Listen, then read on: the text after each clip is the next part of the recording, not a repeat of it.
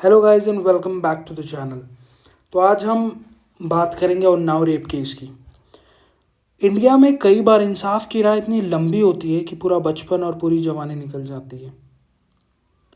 एक ऐसी ही कहानी है एक 17 साल की लड़की की, जो कि जॉब के सिलसिले में एक बहुत ही ज़्यादा इन्फ्लुएंशियल आदमी के घर जाती है। बट उसके बाद जो उसके साथ होता है ना, वो बहुत ही झकझोर देने वाली कहानी है। जी हाँ। तो सबसे पहले हम जानते हैं जो मेन कल्प्रिट है वो कौन है। वो है कुलदीप सिंह सेंगर। जी हाँ, ये उत्तर प्रदेश के सबसे पावरफुल एमएलएज में से एक है। ये एक दो बार नहीं, ये 4 बार एमएलए रह चुका है यूपी में। ये 4 बार एमएलए रह चुका है। एंड ये सिर्फ बीजेपी से नहीं, ये बीएसपी, एसपी, और जब इसने ये कांड किया तब ये बीजेपी से था।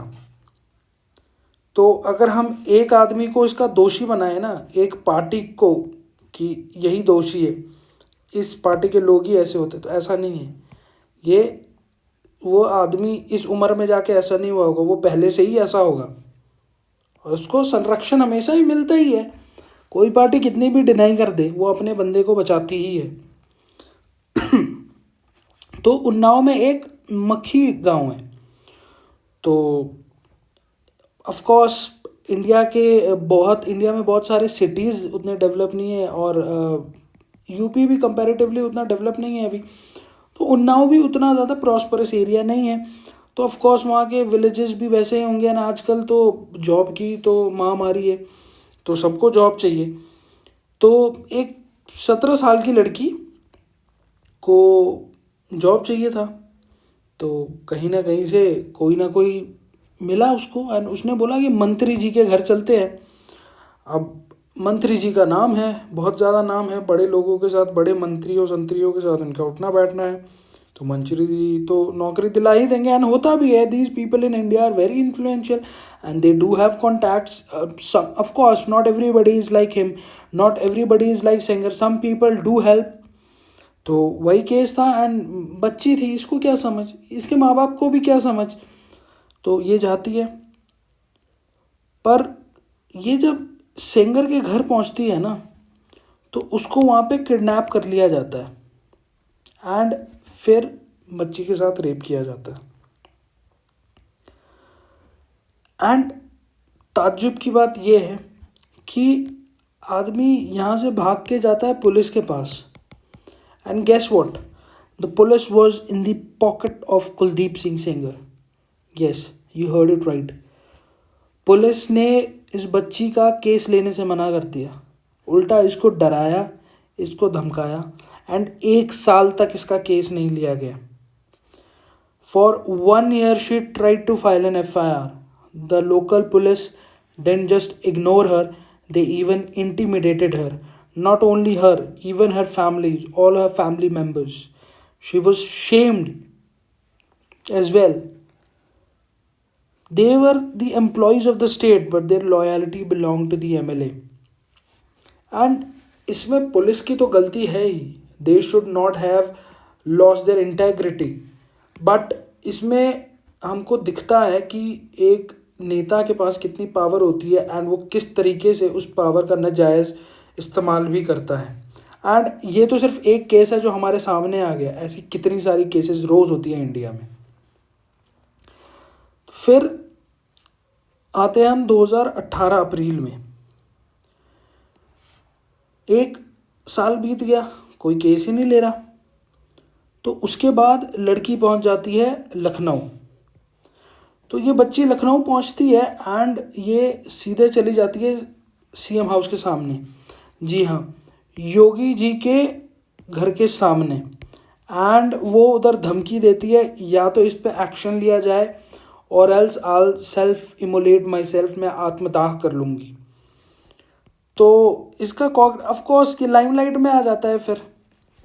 एंड तब तक उतना भी लाइमलाइट में नहीं आता है, इसका केस तो एक्सेप्ट कर लिया जाता है, बट गेस व्हाट क्या होता है, बेचारी बच्ची के फादर को अरेस्ट किया जाता है एंड कस्टडी में, I am repeating this word again, custody में इस सेंगर का भाई जिसका नाम है अतुल सिंह, वो इनके पिताजी के साथ मारपीट करता है along with the police. Of course police का हाथ ही है, कोई पुलिस स्टेशन में आ रहा है आपके लॉकअप में जाके कुछ कर रहे हैं तो police of course knows everything. Police के साथ मारपीट करती है एंड उनकी कस्टडी में ही डेथ हो जाती है। Can you imagine the plight of this child, can you imagine the जो दुख इनकी फैमिली, जो डर इनकी फैमिली जिससे गुजर रही होगी।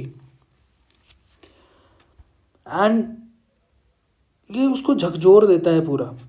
एंड जब पोस्टमार्टम किया जाता है तो उसमें आता है कि जो पिताजी हैं उनके बॉडी पे 14 इंजरीज थी, तब जाकर ये एक्चुअली लाइमलाइट में आता है। पूरे जो हमारे न्यूज़ चैनल्स हैं एंड बाकी सोशल मीडिया पे पूरी एक्टिविटी हो जाती है। फिर ऑफ कोर्स जब लाइमलाइट में आ गया तो everybody wants to save their face and it's my question to the current ruling party of UP.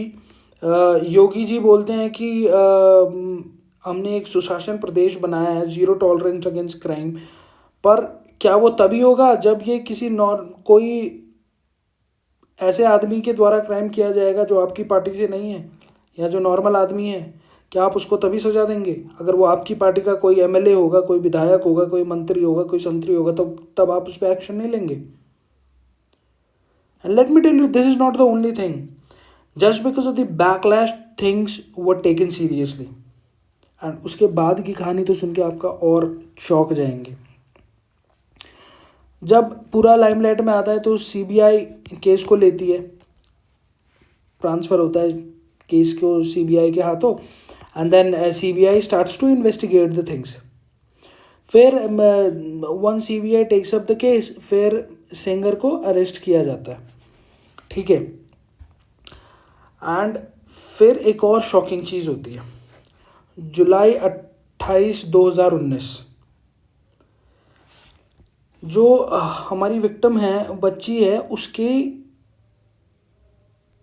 2 आंटियाँ and जो उनका लॉयर होता है वो रायबरेली की तरफ जा रहे होते हैं। तो रात को अचानक एक ट्रक आता है, okay, with no number plate, okay, and it hits their car and उसमें सीरियस इंजरीज होती हैं, जिसमें विक्टिम की दोनों चाचियों का डेथ, विक्टिम की दोनों आंटियों का डेथ हो जाता है। The lawyer gets injured in even the victim gets injured.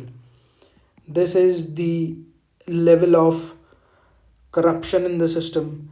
इतना इन्फ्लुएंशियल है सिंगर कि उसने ये सब करवाया।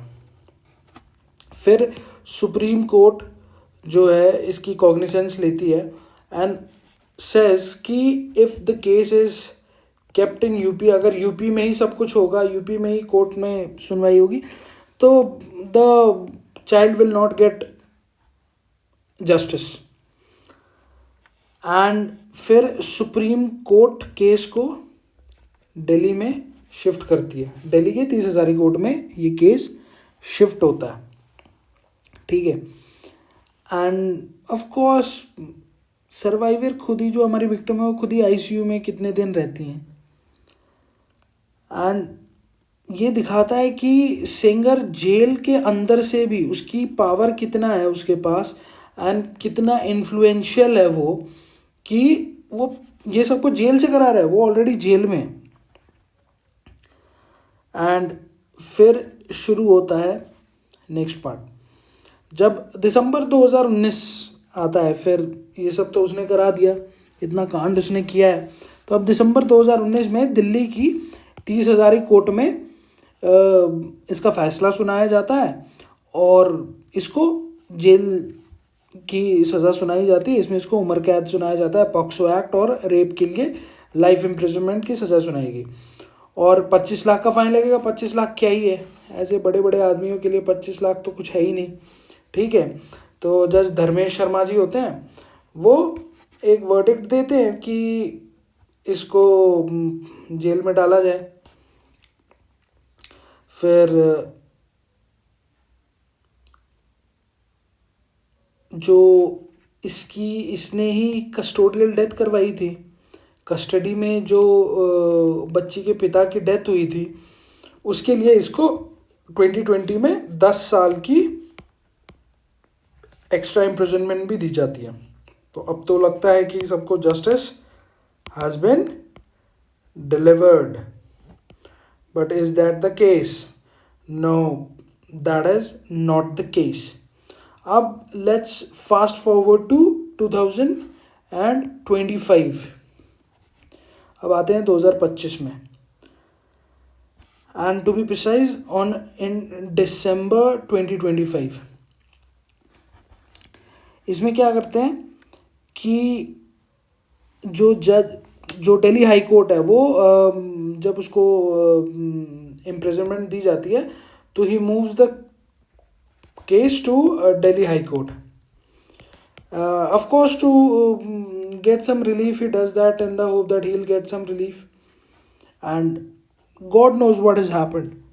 If he is still able to exert influence or not, I don't know that. Nobody knows it. But उसकी सज़ा सस्पेंड कर दी जाती है। दिल्ली हाई कोर्ट वर्डिक्ट देती है कि 23 दिसंबर को, ऑन 23 दिसंबर, तो कोर्ट का कहना है कि वो 7 साल जेल में गुजार चुका है और उसकी अपील पेंडिंग है, तो उसके वजह से हम उसकी जो लाइफ सेंटेंस है उसको सस्पेंड कर देते हैं। Can you imagine this is actually happening? All of this doesn't it seem like it's a movie? ऐसा नहीं लग रहा कि एक मूवी चल रही है, उसमें ये सब हो रहा है कि रेप होता है, पिता को मार दिया जाता है, फिर बाकी के फैमिली वालों को मार दिया जाता है, एक ट्रक आती है जिसकी नंबर प्लेट नहीं है, पूरा पिक्चर चल रहा है। तो पर सब करप्ट नहीं हो सकते ना यार, कुछ तो अच्छे लोग हैं। तो सीबीआई इसकी इमीडिएटली कॉग्निजेंस लेती है, एंड अगर वो आदमी बाहर आ जाता है तो क्या वो जो विक्टिम है और उनकी जो बची हुई फैमिली है, विक्टिम एंड उनकी बची हुई फैमिली, क्या वो उसको जिंदा छोड़ेगा?